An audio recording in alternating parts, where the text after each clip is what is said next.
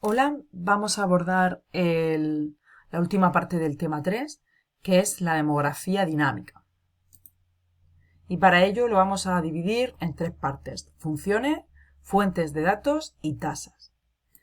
Respecto a las funciones de la demografía dinámica, pues la demografía dinámica lo que pretende es determinar cuáles son los cambios que se producen en la población a lo largo del tiempo, tanto en su estructura como en su distribución geográfica.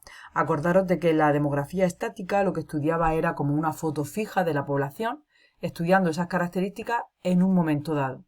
Aquí lo que se trata es de determinar cuáles van a ser los cambios en esa estructura y en esa distribución. Pretenden también establecer las leyes que van a explicar dichos cambios. Hacer previsiones de futuro. Principalmente en sanidad nos sirve para la programación y para la planificación de las posibles actuaciones sanitarias.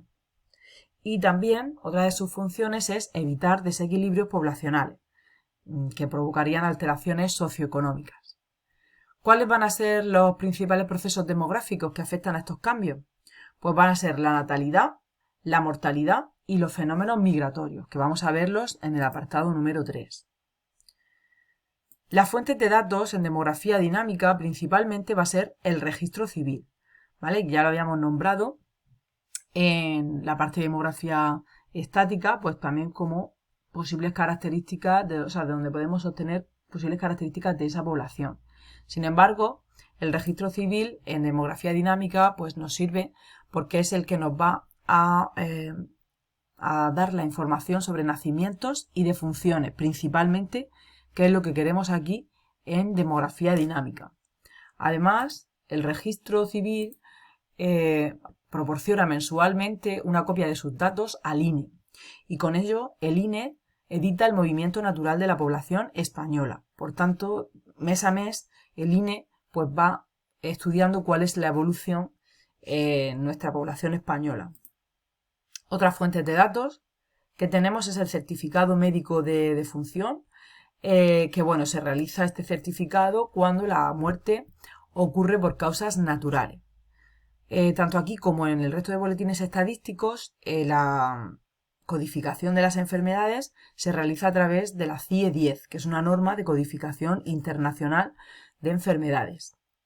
Además, tenemos otros boletines estadísticos, como el boletín estadístico de funciones judiciales, que anota información sobre los fallecimientos donde esa muerte no ha ocurrido de forma natural, sino que ha sido por causa accidental o violenta. Y el boletín estadístico de parto nos da información sobre los fallecimientos que han ocurrido antes de las 24 horas de vida. Y comenzamos ya con las tasas o indicadores. Esas tasas principalmente pues son la natalidad, número de nacidos vivos en una población, la mortalidad, número de fallecidos de una población, y los movimientos migratorios, es decir, los desplazamientos que ocurren entre una población y otra. Y comenzando con la natalidad, tendríamos la tasa de natalidad anual, que es el número de nacidos vivos durante un año respecto a toda la población, a la población total media a 1 de julio, ¿vale? Estamos en un año natural y la población media la tomamos a 1 de julio y se multiplica por 1000. Esta tasa de natalidad, pues como podéis suponer, es más alta en países menos desarrollados que en los desarrollados. Por otra parte, tenemos la tasa global de fecundidad general. En esta tasa global de fecundidad general, lo que relaciona es el número de nacidos vivos durante un año respecto a la población femenina en edad fértil. En edad fértil se considera de 15 a 49 años, por lo tanto, en vez de tomarlo en cuenta respecto a la población total, que sería la tasa de natalidad, pues lo tomamos en cuenta esos nacidos vivos respecto a la población femenina de 15 a 49 años, también a 1 de julio, y se multiplica por 1000. Relacionado con esto está el índice sintético de fecundidad, que es el promedio de hijos tenidos por cada mujer. El índice sintético se calcula dividiendo el sumatorio de tasas específicas de fecundidad para cada grupo de edad de mujeres fértiles, dividiéndolo por 1000. Y bueno, el índice sintético, pues también sabéis que en países más desarrollados, pues es más bajo que en países menos desarrollados. Aquí tenemos una comparativa. Aquí es donde los países tienen un índice sintético más alto. Fijaros, Níger con 7,24. Y en esta gráfica de aquí representa los países con un índice sintético más bajo. Corea del Sur, 1,17. España, 1,33. Esos índices tan bajos lo que nos da idea es de que no existe una renovación de la población. ¿Por qué? Porque para que existiera una renovación tendría que alcanzarse al menos un índice de 2,1, suponiendo que una pareja tiene un hijo, imaginaros, pues si todas las parejas tuvieran un hijo, la población se reduciría a la mitad. Entonces lo que necesitamos es, para regenerarlo, al menos 2 hijos, ¿vale? Con 2 hijos la tendríamos igual, entonces 2,1 para regenerar esa población. Cifras por debajo aseguran el envejecimiento.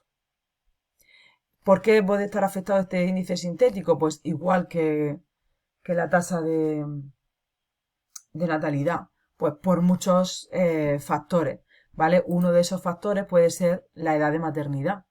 En España concretamente y en los países desarrollados en general, pues la edad de maternidad, o sea, la edad a la que se empiezan a tener hijos, pues fijaros, va aumentando y en el 2013 ya tenemos cerca de 33. Entonces, claro, si se empieza mucho más tarde a tener hijos, pues no da tiempo a tener varios, ¿vale? Entonces es un factor importante, aunque, pues como siempre, hay muchos más factores que influyen en que estas cifras pues sean tan bajas. Respecto a la tasa de mortalidad, vamos a ver algunos de sus indicadores y dejaremos el resto para la semana que viene. La tasa de mortalidad general o tasa bruta de mortalidad es aquella que tiene en cuenta el número de defunciones totales, sea por la causa que sea y de las edades que sean, durante un año, respecto a la población total media ese año, ¿vale? Y se multiplica por 100. No es un buen indicador de salud porque esta tasa, el resultado final, pues se ve afectado por la estructura demográfica. ¿Por qué? Pues porque si comparamos dos poblaciones, una con mucha mortalidad, pero al mismo tiempo con muchos nacimientos principalmente, pues entonces tendríamos posiblemente la misma tasa que otro país con muy poquitas defunciones, pero con muy poquitos nacimientos también, ¿vale? Entonces tendríamos los mismos índices y, sin embargo, las características de esas poblaciones son muy diferentes, ¿vale? Por eso, posteriormente utilizaremos otro índice que ya sí que va a diferenciar la estructura demográfica, ¿vale? Otra tasa que tenemos muy interesante es la tasa específica por causa, es decir, aquí se tiene en cuenta las defunciones que han sucedido durante un año, pero por una determinada causa, ¿vale? La tasa bruta es por cualquier causa y aquí ya cogemos una sola causa y estudiamos cuáles son las defunciones que produce esa causa respecto al total de la población media ese año. Aquí, por ejemplo, tenemos un gráfico donde se han estudiado,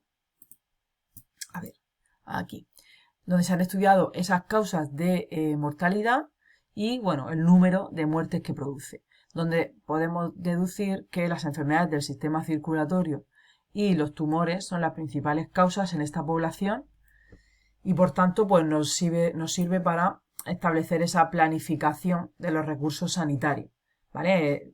Determinando más recursos a las enfermedades pues que más mortalidad están produciendo.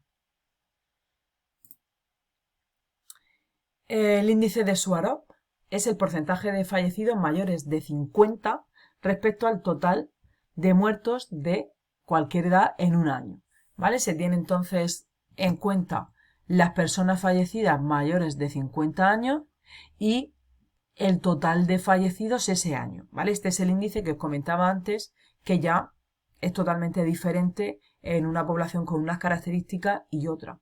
porque solo tiene en cuenta los fallecidos en unas edades más avanzadas respecto al total de fallecidos que se producen. Entonces, en países donde tienen pues mucha mortalidad infantil, pues va a ser totalmente diferente a países, por ejemplo, desarrollados donde se espera que la mayor causa, o sea, la mayor causa no, el mayor número de defunciones ocurra de forma general y global en personas mayores. ¿Vale? Entonces aquí ya sí que nos hace diferencia entre la estructura demográfica de los diferentes países. Y con este índice vamos a terminar el vídeo de esta semana. La próxima semana estudiaremos los diferentes índices que nos quedan de mortalidad y de movimientos migratorios. Ya trabajamos todos estos contenidos, los trabajamos en clase. Un saludo.